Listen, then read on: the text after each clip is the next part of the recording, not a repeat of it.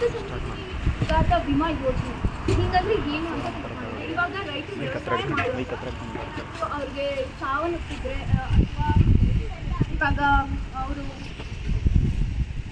ಆಮೇಲೆ ಅವ್ರೇನಾದರೂ ವ್ಯವಸಾಯ ಮಾಡ್ತಿರುವಾಗ ಅವ್ರೇನೋ ತೀವ್ರ ಗಾಯಗೊಂಡು ಅಂಗವಿಕಲಾದ್ರೆ ನೀನೊಂದು ಮಾಡಕತ್ತೀಯಾ ಇವಾಗ ರೈತರ ಹಾಗೂ ರೈತರಿಗೂ ಆರ್ಥಿಕ ನೆರವು ನೀಡುವ ಸಲುವಾಗಿ ಕರ್ನಾಟಕ ರಾಜ್ಯ ಸರ್ಕಾರ ಈ ಒಂದು ಯೋಜನೆಯನ್ನು ಪ್ರಾರಂಭಿಸಿದೆ. ಈ ಯೋಜನೆಗೆ ಯಾರೆಲ್ಲ ಫಲಾನುಭವಿಗಳಾಗಬಹುದು, 15ರಿಂದ 60 ವರ್ಷದ ಒಳಗಿರುವ ರೈತರು ಈ ಒಂದು ಯೋಜನೆಯ ಲಾಭವನ್ನು ಪಡೆಯಬಹುದು. ಮೊದಲನೇದಾಗಿ ಈ ಒಂದು ಯೋಜನೆಯ ಲಾಭ ಅಥವಾ ಪ್ರಯೋಜನವನ್ನು ಪಡೆಯಲು ರೈತರು ಯಾವ್ಯಾವ ಚಟುವಟಿಕೆಯಲ್ಲಿ ಇದ್ದಾಗ ಈ ಒಂದು ಯೋಜನೆ ಇವಾಗ ವ್ಯವಸಾಯ ಮಾಡ್ತಿರೋ ಸಂದರ್ಭದಲ್ಲಿ ರೈತರಿಗೆ ಹಾವು ಕಚ್ಚಿ ಅಥವಾ ಏನು ಹುಳವನ್ನು ಕಚ್ಚಿ ಅಥವಾ ಇವಾಗ ಈ ಕೊಯ್ಲು ಮಾಡುವ ಯಂತ್ರ ಮಣ್ಣಂತಿದ್ದು ಗಾಯ ಆದರೆ ಅಥವಾ ಅವ್ರ ಕೈಕಾಲೇನಾದರೂ ಕಟ್ಟಾದರೆ ಅಂಥ ಸಂದರ್ಭದಲ್ಲಿ ಈ ಒಂದು ಯೋಜನೆ ಉಪಯೋಗವಾಗ್ತಾರೆ ರೈತರು. ಎರಡನೇದಾಗಿ ಇವಾಗ ರೈತರು ಹಸು ಕರುನ ಆವಾಗ ಅಲ್ಲಿ ಏನಾದರೂ ಅಪಘಾತ ಆದರೆ ಹೊಲದಲ್ಲಿ ಅಂಥ ಸಂದರ್ಭದಲ್ಲೂ ಕೂಡ ರೈತರು ಕುಟುಂಬಸ್ಥರು ಈ ಒಂದು ಯೋಜನೆ.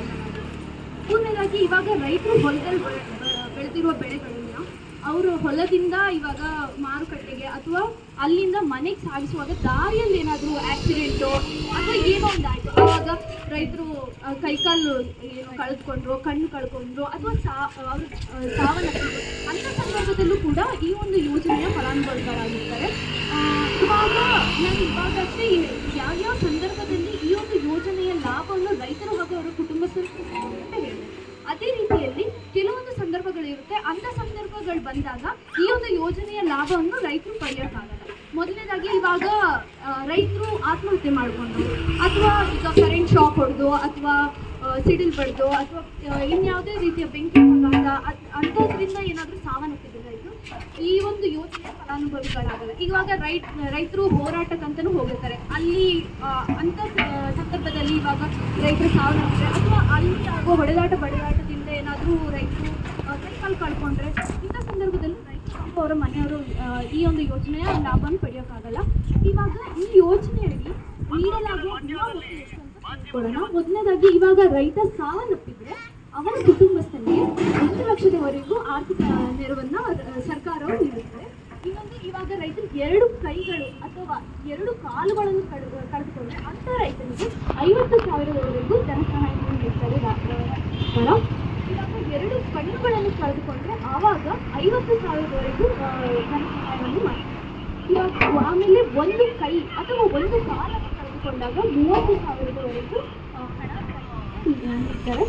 1 ಕಣ್ಣು ಕಳೆದುಕೊಂಡಂಥ ಪರಿಸ್ಥಿತಿಯಲ್ಲೂ ಕೂಡ 30,000ವರೆಗೂ ಸಹಾಯ ಮಾಡ್ತಾರೆ. ಇವಾಗ 1 ಕೈ ಅಥವಾ ಕಾಲುಗಳ ಬೆರಳು ಕಳೆದುಕೊಂಡಾಗ ಪ್ರತಿ ಬೆರಳಿಗೆ 10,000. ಇವಾಗ 5 ಬೆರಳು ಕಳೆದುಕೊಂಡ್ರೆ ರೈತರಿಗೆ 50,000 ಧನ ಸಹಾಯವನ್ನು ರಾಜ್ಯ ಸರ್ಕಾರ ಮಾಡ್ತಾರೆ. ಈ ಒಂದು ಸೊಂಟ ಉಂಟಾಗಲಿ ಕೂಡ 50,000. ಈ ಒಂದು ವಿಮೆಯ ಲಾಭವನ್ನು ಪಡೆಯಲು ಅದಕ್ಕೆ ಅರ್ಜಿ ಸಲ್ಲಿಸಬೇಕು. ಈ ಒಂದು ಅರ್ಜಿನ ನೀವೀಗ APMC ಅಥವಾ RMC ಕೃಷಿ ಉತ್ಪನ್ನ ಮಾರುಕಟ್ಟೆ ಸಮಿತಿ ಅಂತ ಇದೆ, ಅಲ್ಲಿ ಹೋಗ್ಬಿಟ್ಟು ರೈತ ಏನಾದರೂ ಅಂಗವಿಕಲತೆ ಹೊಂದಿದ್ರು ಅಥವಾ ರೈತನ ಸಾವನ್ನಪ್ಪಿದ್ರೆ ಅವತ್ತು ಅಲ್ಲಿ ಹೋಗ್ಬಿಟ್ಟು ಅರ್ಜಿಯನ್ನು ಸಲ್ಲಿಸಬೇಕಾಗುತ್ತೆ. ಇವಾಗ ಈ ಒಂದು ಯೋಜನೆಯಲ್ಲಿ ಯಾವುದೇ ರೀತಿಯ ಪ್ರೀಮಿಯಂ ಅಂದರೆ ಇವಾಗ LIC ಪಾಲಿಸಿ ಅಂತ ಏನು ಕರಿತೀರೋ ಅದರಲ್ಲೆಲ್ಲ ಪ್ರೀಮಿಯಂ ಕಟ್ಟಬೇಕಾಗುತ್ತೆ. ಇವಾಗ ಮುಂಚಿತವಾಗಿ ನಾವು ಅದಕ್ಕೆ ಪ್ರೀಮಿಯಂ ಹಣವನ್ನು ಕಟ್ಟಬೇಕಾಗಿರುತ್ತೆ. ಆಮೇಲೆ ಮುಂದೆ ಅಂಥ ಸ್ಥಿತಿ ಏನಾದರೂ ಬಂದರೆ ಆವಾಗ ರೈತನಿಗೆ ಲಾಭ ಬರುತ್ತೆ, ಅಂದರೆ ಲಾಭ ಅಂದರೆ ಪ್ರಯೋಜನ ಸಿಗುತ್ತೆ ಅಂದರೆ ರೈತ ಅಥವಾ ಅವನ ಕುಟುಂಬಸ್ಥರಿಗೆ. ಆದರೆ ಈ ಯೋಜನೆಯಲ್ಲಿ ಈ ಒಂದು ಘಟನೆ ಯಾವುದೇ ಒಂದು ಅಪಘಾತ ಆದ ನಂತರ ಈ ಒಂದು ಯೋಜನೆಯ ಲಾಭವನ್ನು ಪಡಿಬೋದು. ಇವಾಗ ಮುಂದೆ ಈ ಒಂದು ಯೋಜನೆಯ ಕುರಿತಾಗಿ ಇವಾಗ ಯಾವುದೆಲ್ಲ ಅರ್ಜಿ ಸಲ್ಲಿಸಬೇಕು ಅಥವಾ ಅರ್ಜಿ ಡಾಕ್ಯುಮೆಂಟ್ಸ್ ಕೊಡಬೇಕು ಅಂತ ತಿಳಿಸ್ಕೊಳ್ಳೋಕ್ಕೆ ಬರ್ತಿದ್ದಾರೆ.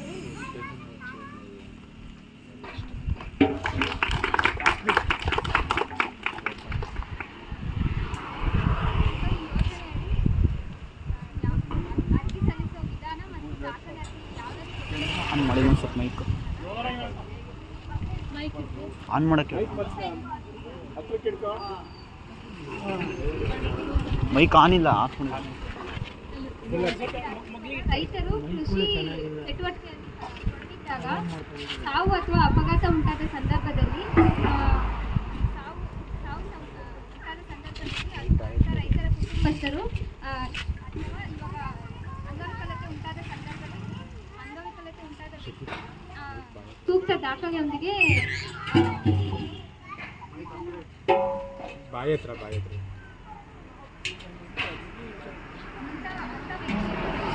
ಅರ್ಜಿ ಸಲ್ಲಿಸಲು ಅರ್ಹತೆಯನ್ನು ಪಡೆದಿರುತ್ತಾರೆ. ಇವಾಗ ಈ ಅಪಘಾತ ಸಂಭವಿಸಿದ 60 ದಿನಗಳ ಒಳಗಾಗಿ ಕೃಷಿ ಉತ್ಪನ್ನ ಮಾರುಕಟ್ಟೆ ಸಮಿತಿ ಇರುತ್ತಲ್ಲ, ಅಲ್ಲಿ ಹೋಗಿ ಭಾವಚಿತ್ರದೊಂದಿಗೆ ಅರ್ಜಿಯನ್ನು ಸಲ್ಲಿಸಬೇಕು. ಇವಾಗ ದಾಖಲಾತಿ ಏನೆಲ್ಲ ಕೊಡಬೇಕು ಅನ್ನೋದು ಮೊದಲನೇದಾಗಿ ರೈತರು ಏನಾದರೂ ಈ ವರ್ಷದಲ್ಲಿ ಮಾರುಕಟ್ಟೆ ಸಮಿತಿಯಲ್ಲಿ ಏನಾದರೂ ಕೃಷಿ ಉತ್ಪನ್ನಗಳನ್ನು ಮಾರಾಟ ಮಾಡಿದ್ರೆ ಅಲ್ಲಿ ರಸೀದಿ ಕೊಟ್ಟಿರ್ತಾರೆ, ಆ ರಸೀದಿಯನ್ನು ನೀಡಬೇಕಾಗುತ್ತೆ. ನಂತರ ಪಾಣಿ ಇರುತ್ತಲ್ಲ ಅದನ್ನು ನಾವು ನೀಡಬೇಕು. ನಂತರ ಹಾವು ಕಚ್ಚಿದ ಪ್ರಕರಣದಲ್ಲಿ ಪೊಲೀಸರ ವರದಿ ಹಾಗೂ ಪೋಸ್ಟ್ಮಾರ್ಟಮ್ ರಿಪೋರ್ಟ್ನ ನೀಡಬೇಕಾಗುತ್ತೆ. ಆನಂತರ ಅಂಗವಿಕಲತೆ ಏನಾದರೂ ಉಂಟಾದ ಸಂದರ್ಭದಲ್ಲಿ ಆರೋಗ್ಯ ಮತ್ತು ಕುಟುಂಬ ಕಲ್ಯಾಣ ಇಲಾಖೆ ಇರುತ್ತಲ್ಲ, ಅಲ್ಲಿ ಸಂಬಂಧಿಸಿದ ಅಧಿಕಾರಿಗಳು ಶಾಶ್ವತ ಅಂಗವಿಕಲತೆಯ ಪ್ರಮಾಣ ಪತ್ರ ನೀಡುತ್ತಾರೆ, ಅದನ್ನು ಕೊಡಬೇಕಾಗುತ್ತೆ. ಆನಂತರ ಸಾವನ್ನಪ್ಪಿದ ಸಂದರ್ಭದಲ್ಲಿ ಪೊಲೀಸರ ವರದಿ ಮತ್ತು ಪೋಸ್ಟ್ಮಾರ್ಟಮ್ ರಿಪೋರ್ಟನ್ನು ನೀಡಬೇಕಾಗುತ್ತೆ. ಮತ್ತು ವಂಶವೃಕ್ಷ ಇರುತ್ತಲ್ಲ ಅದನ್ನು ಸಹ ನೀಡಬೇಕಾಗುತ್ತೆ. ಮತ್ತು ಈ ಸಾವನ್ನಪ್ಪಿದ ವ್ಯಕ್ತಿಯ ವಯಸ್ಸನ್ನು ಖಾತ್ರಿಪಡಿಸಿಕೊಳ್ಳಲು ವೈದ್ಯರು ನೀಡಿದ ಪ್ರಮಾಣ ಪತ್ರ ಮತ್ತು ಶಾಲಾ ದಾಖಲಾತಿ ಪ್ರಮಾಣ ಪತ್ರ ಇರುತ್ತಲ್ಲ ಅದನ್ನು ಕೊಡಬೇಕಾಗುತ್ತೆ. ನಂತರ ಇದು ಕೃಷಿ APMC ಯೋಜನೆಯಡಿ ಅರ್ಜಿಗಳನ್ನು ಪರಿಶೀಲನೆ ಮಾಡಲು ಒಂದು ಸಮಿತಿ ಇರುತ್ತೆ. ಈ ಸಮಿತಿಯಲ್ಲಿ ಅಧ್ಯಕ್ಷರು, ಉಪಾಧ್ಯಕ್ಷರು, ಕಾರ್ಯದರ್ಶಿಗಳು ಮತ್ತು ಸ್ಥಳೀಯ ವೈದ್ಯರು, ಸರ್ಕಾರಿ ವೈದ್ಯರು ಇದರಲ್ಲಿ ಸದಸ್ಯರುಗಳಾಗಿರ್ತಾರೆ. ಪ್ರತಿ ತಿಂಗಳು 15ನೇ ತಾರೀಕು ಒಳಗಾಗಿ ಈ ಸದಸ್ಯರುಗಳು ಸಭೆ ಸೇರ್ತಾರೆ. ಈ ಸಭೆಯಲ್ಲಿ ಸಮಿತಿಗೆ ಬಂದಿರುವ ಎಲ್ಲ ಯೋಜನೆಯಡಿ ಬಂದಿರುವ ಎಲ್ಲ ಅರ್ಜಿಗಳನ್ನು ಪರಿಶೀಲಿಸಿ ಯೋಜನೆಯ ವ್ಯಾಪ್ತಿಗೆ ಬರುತ್ತಾ ಇಲ್ವೋ ಅಂತ ಖಾತ್ರಿಪಡಿಸಿಕೊಂಡು ಈ ಮೊತ್ತವನ್ನು ರೈತರಿಗೆ ಮಂಜೂರು ಮಾಡಲು ಒಂದು ಪ್ರಸ್ತಾವನೆಯನ್ನು ಕೃಷಿ ಮಾರಾಟ ಮಂಡಳಿ ಇರುತ್ತೆ, ಅದಕ್ಕೆ ಕಳಿಸ್ತಾರೆ. ನಂತರ ಈ ಕೃಷಿ ಮಾರಾಟ ಮಂಡಳಿಯವರು ಪ್ರಸ್ತಾವನೆಯನ್ನು 30 ದಿನಗಳೊಳಗಾಗಿ ಪರಿಶೀಲನೆ ಮಾಡಿ ನಿರ್ಧಾರಕ್ಕೆ ಬಂದು ನಿಮ್ಮ ಮೊತ್ತವನ್ನು ರೈತರಿಗೆ ಚೆಕ್ನ ಮೂಲಕ APMCಯ ಕಡೆಯಿಂದ ನೀಡಲಾಗುತ್ತದೆ. ಧನ್ಯವಾದಗಳು. ಕನಿಷ್ಠ ಬೆಂಬಲ ಬೆಲೆ ಬಗ್ಗೆ ಮಾತನಾಡುವುದು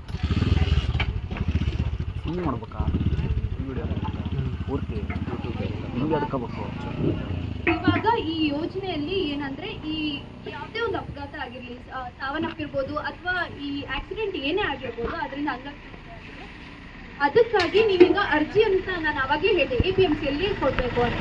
ಆ ಅರ್ಜಿಯನ್ನು ಘಟನೆ ಆದ 60 ದಿನದ ಒಳಗೆ ಕೊಡಬೇಕು. ಇಲ್ಲ ಅಂದರೆ ನಿಮಗೆ ಈ ಯೋಜನೆಯಲ್ಲಿ ಏನು ದುಡ್ಡು ಕೊಡ್ತಾರೋ ಅದು ಬರಲ್ಲ.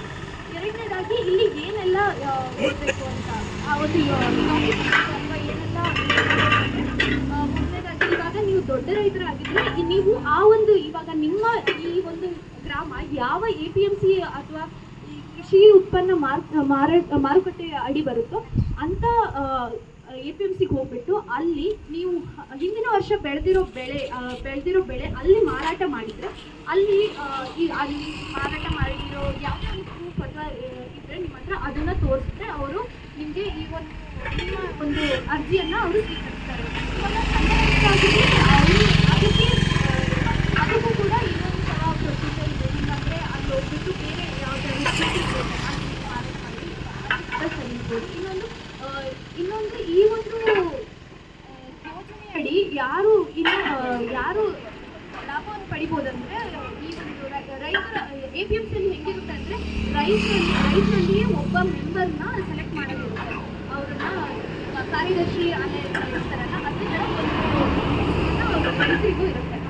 ಆ ರೈತರನ್ನ ಮತದ ಮೂಲಕ ಗೆಲ್ಲಿಸುವ ಹಕ್ಕು ಬೇರೆ ರೈತರಿಗೂ ಇರುತ್ತೆ. ಅಂತ ಒಂದು ಮತ ನೀಡಿರುವಂಥ ರೈತರಿಗೆ ಮಾತ್ರ ಈ ಒಂದು ಇದು ಮಾಡ್ಬೋದು.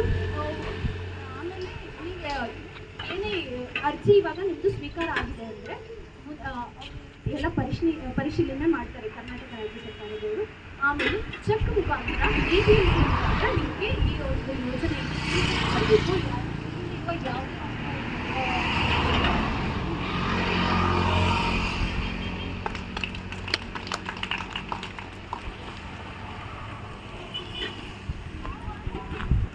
ಎಲ್ಲರಿಗೂ ಶುಭ ಸಂಜೆ.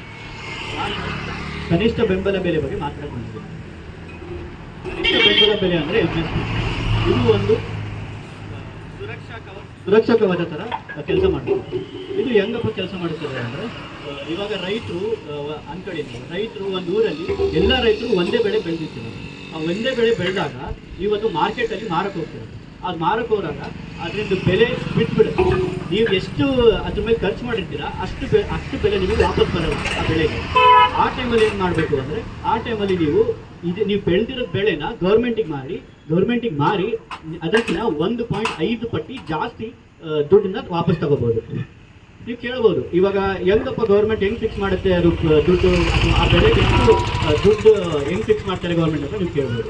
ಅದೊಂದು ಕೌನ್ಸಿಲ್ ಇದೆ, CACP ಅಂತ, ಕೃಷಿ ವೆಚ್ಚ ಮತ್ತು ಬೆಲೆಗಳ ಆಯೋಗ ಅಂತ ಒಂದು ಕೌನ್ಸಿಲ್ ಇರುತ್ತೆ.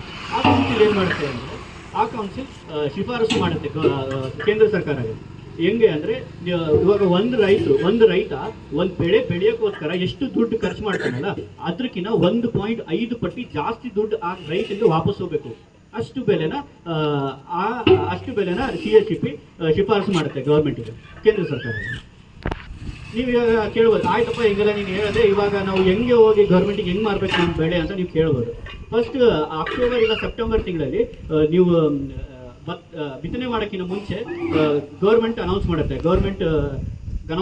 ಘೋಷಣೆ ಮಾಡುತ್ತೆ, ಒಂದು ಬೆಲೆ ಎಷ್ಟಿದೆ ಅಂತ ಘೋಷಣೆ ಮಾಡುತ್ತೆ. ಆ ಟೈಮಲ್ಲಿ ರೈತರು ಏನು ಮಾಡಬೇಕು, APMCಗೆ ಹೋಗಬೇಕು. APMCಯಲ್ಲಿ MSP ಸೆಂಟರ್ ಅಂತ ಇರುತ್ತೆ. ಆ ಸೆಂಟ್ರಿಗೆ ಹೋಗಿ ನೀವು ಯಾವ ಬೆಳೆ ಬೆಳೀತಿದ್ದೀರಾ, ನೀವು ಎಷ್ಟು ಬೆಳೀತಿದ್ದೀರಾ ಅಂತ ಎಲ್ಲ ಹೇಳ್ಬೇಕು. ಅವರು ನೀವು ಯಾವ ಬೆಳೆ ಬೆಳೀತಿದ್ದೀರಾ ಅಂತ ತಿಳ್ಕೊಂಡು ನಿಮ್ಮದು ಆಧಾರ್ ಕಾರ್ಡ್ ಕೇಳ್ತಾರೆ, ನಿಮ್ಮದು ಫ್ರೂಟ್ಸ್ ಐಡಿ ಅಂತ ಗೊತ್ತಿರತ್ತೆ ನಿಮಗೆ, ಫಾರ್ಮರ್ಸ್ ಐಡಿ ಅಂತ ಹೇಳ್ತಾರೆ. RSK ಹೋಗಿ ಎಲ್ಲ ಫಾರ್ಮರ್ಸ್ ಐಡಿ ಮಾಡಿಸಿರ್ತೀರ. ಆ ಐಡಿನ ಅವ್ರು ಕೇಳ್ಕೊಂತಾರೆ. ಆ ಐಡಿ ತಗೊಂಡು ನೆಕ್ಸ್ಟ್ ಮುಂದಿನ ಮತ್ತೆ ಜನವರಿ ಫೆಬ್ರವರಿ ಅಲ್ಲಿ ನಿಮ್ಮ ಬೆಳೆ ಬಂದಿರುತ್ತೆ. ಆ ಬೆಳೆ ಬೆಳೆ ಮಾರಕ್ಕೆ ನೀವು ಹೋಗ್ತೀರ. ನೀವು APMCಯಲ್ಲಿ ಹೋಗಿ ಕೇಳ್ಬೋದು, ನಿಮ್ಮ ಬೆಳೆ ಬೆಳೆದಿರೋದು ಅದರಿಂದ ರೇಟ್ ಎಷ್ಟಿದೆ ಅಂತ ನೀವು ಕೇಳ್ಬೋದು. ಮತ್ತು ಗೌರ್ಮೆಂಟ್ ಮುಂಚೆನೇ ಫಿಕ್ಸ್ ಮಾಡಿರ್ತಾರಲ್ಲ MSP, ಅದನ್ನು ಕೇಳ್ಬೋದು. ನಿಮಗೆ ಅದರಲ್ಲಿ ಯಾವ ಜಾಸ್ತಿಯಲ್ಲಿ ನಿಮಗೆ ಜಾಸ್ತಿ ದುಡ್ಡು ಬರ್ತಿದೆ ಅಂತ ನೋಡಿ ನೀವು ಗೌರ್ಮೆಂಟಿಗಾದರೂ ಮಾರ್ಬೋದು, ಇಲ್ಲ ನೀವು ಬೇಕಾದರೆ ಹೋಗಿ ನೀವು ಮಾಮೂಲಿ APMCಯಲ್ಲಿ ಆದರೂ ಮಾರ್ಬೋದು. ನೀವು ಮಾರಿದ ಮೇಲೆ ನಿಮಗೆ ಅವರು ದುಡ್ಡು ಯಾವಾಗ ಕೊಡ್ತಾರಪ್ಪ ಅಂತ ನೀವು ಕೇಳ್ಬೋದು. ಅವರು 15ರಿಂದ 60 ದಿನ ಒಳಗೆ ನಿಮಗೆ ದುಡ್ಡು ಬೆಳೆ ನೀವು ಮಾರಿರ್ತೀರಲ್ಲ ಗೌರ್ಮೆಂಟಿಗೆ, ಅದು ವಾಪಸ್ ಕೊಡ್ತಾರೆ. ಅವ್ರು ಹೆಂಗೆ ಕೊಡ್ತಾರೆ ಅಂದರೆ, ನೀವು ಫ್ರೂಟ್ಸ್ ಐಡಿ ಕೊಟ್ಟಿರ್ತೀರಲ್ಲ ಫಾರ್ಮರ್ಸ್ ಐಡಿ, ಆ ಫಾರ್ಮರ್ಸ್ ಐಡಿ ನಿಮ್ದು ಅಕೌಂಟ್ ನಂಬರಿಗೆ ಲಿಂಕ್ ಆಗಿರುತ್ತೆ. ಅವನಿಂದ ಅವ್ರಿಗೆ ನಿಮ್ಮ ಅಕೌಂಟ್ ಡೀಟೇಲ್ಸ್ ಗೊತ್ತಿರುತ್ತೆ, ನಿಮ್ಮ ಅಕೌಂಟ್ ನಂಬರ್ ಗೊತ್ತಿರುತ್ತೆ. ಅವರು ಮುಂಚೆನೇ MSP ಅವ್ರು ಫಿಕ್ಸ್ ಮಾಡಿರ್ತಾರಲ್ಲ, ಕನಿಷ್ಠ ಬೆಲೆ ಫಿಕ್ಸ್ ಮಾಡಿರ್ತಾರಲ್ಲ, ಅದೇ ಬೆಲೆನ ನಿಮ್ಮ ಅಕೌಂಟಿಗೆ ಅವರು ವಾಪಸ್ ಹಾಕ್ತಾರೆ. ಅದು ಅವರು ನೀವು ಕೇಳ್ಬೋದು, ನೀವು ಆ ಬೆಲೆನ ನೀವು ಮಾರಿರ್ತೀರ ಗೌರ್ಮೆಂಟಿಗೆ, ಆ ಬೆಲೆ ಅವ್ರು ಏನು ಮಾಡ್ತಾರೆ ಗೌರ್ಮೆಂಟು ಅಂತ ನೀವು ಕೇಳ್ತಾರೆ. ಆ ಬೆಲೆನ ಅವರು ಫೇರ್ ಪ್ರೈಸ್ ಶಾಪ್ ಅಂತ ಹೇಳ್ತೀವಿ ನಾವು. ರೇಷನ್ ಅಂಗಡಿಗಳು ಇಲ್ಲ ಐತಲ್ಲ, ರೇಷನ್ ಅಂಗಡಿ, ಆ ರೇಷನ್ ಅಂಗಡಿಯಲ್ಲಿ ಅವರು ನ್ಯಾಯ ಬೆಲೆ ಅಂಗಡಿಗಳು ಅಂತ ಹೇಳ್ತೀವಿ. ಆ ರೇಷನ್ ಅಂಗಡಿಯಲ್ಲಿ ಅವರು BPL ಕಾರ್ಡ್ ಇರ್ತದಲ್ಲ, ಆ BPL ಕಾರ್ಡ್ ನೀವು ಹೋಗಿ ತೋರಿಸಿದ್ರೆ ಅದೇ ಬೆಲೆನ ನಿಮಗೆ ಅವರು ಕಡಿಮೆ ದುಡ್ಡಿಗೆ ಅವರು ನಿಮ್ಗೆ ಮತ್ತೆ ಅವರು ವಾಪಸ್ ಮಾರ್ತಾರೆ. ಇದು ಅಂತ MSP ಇಲ್ಲ ಕನಿಷ್ಠ ಬೆಂಬಲ ಬೆಲೆ ಹಿಂಗೆ ಕೆಲಸ ಮಾಡ್ತೀವಿ.